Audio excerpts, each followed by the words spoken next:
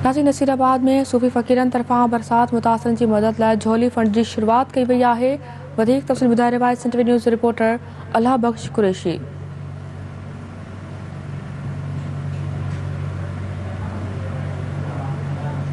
नसीराबाद में बरसात मुतासिरनि जी मदद लाइ मशहूर दरगाह सूफ़ी जानन चन्न जे गादी नशी जूनियर जानन चन्न जे तरफ़ां झोली फंड की शुरुआत कई वई आहे। सूफ़ी राग सां सूफ़ी आलाप सां ऐं तंबूरनि ऐं साज़नि सां हीअ शुरूआत थी आहे। सॼे शहर में गश्त कयो वियो आहे। अचो त हिन वक़्तु असां सां दरगाह जो गादी नशी जूनियर जानन चन्न साईं मौजूदु आहे। उन खां पुछूं त अवाम जो कहिड़ो जोश जज़्बो आहे, उहो कहिड़ो पैगाम था ॾियनि। जेके कैंपुनि में वेठा आहिनि, जिनखे हिकु वेले जी मानी कोन्हे, जेके पेट बुखायल ॿार दाहूं था कनि, उन लाइ हिकिड़ी नंढड़ी असांजी कोशिशि आहे फ़क़ीरनि जी। ॿियो असां को तक जा MP MNA न आहियूं, जॾहिं पूरो सिस्टम फेल थी चुको आहे, उते असां हिकिड़ी अपील था कयूं त हीअ नंढड़ी कोशिशि आहे फ़क़ीरनि जी।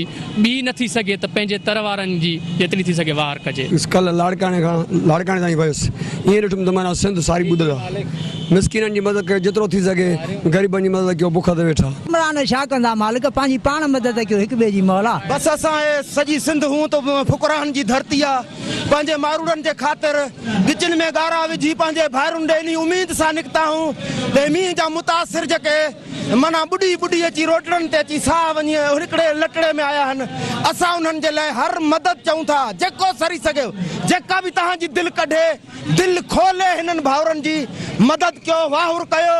न त हिन नाहल गवर्नमेंट असांजे लाइ तव्हां सभिनी खे ख़बर आहे त का शइ न कई आहे, रुॻी नाउमीदी आहे। फुकरान जो सूफ़ी जानण चवंदा आहिनि, फ़क़ीरनि जो इहो ई चवणु आहे, पूरी आलम इंसानियत लाइ पैगाम आहे त बरसात मुतासिरनि जी मदद कयो, हिननि ग़रीब अबोजनि जी मदद कयो। अचो झोली फंड में हिसो वठो, जीअं हिननि मिसकीननि मारूड़नि जी मदद करे सघूं। कैमरामैन सजाद कलोड़ो सां गॾु अल्लाह बख्श कुरैशी, सिंध TV न्यूज़, नसीराबाद।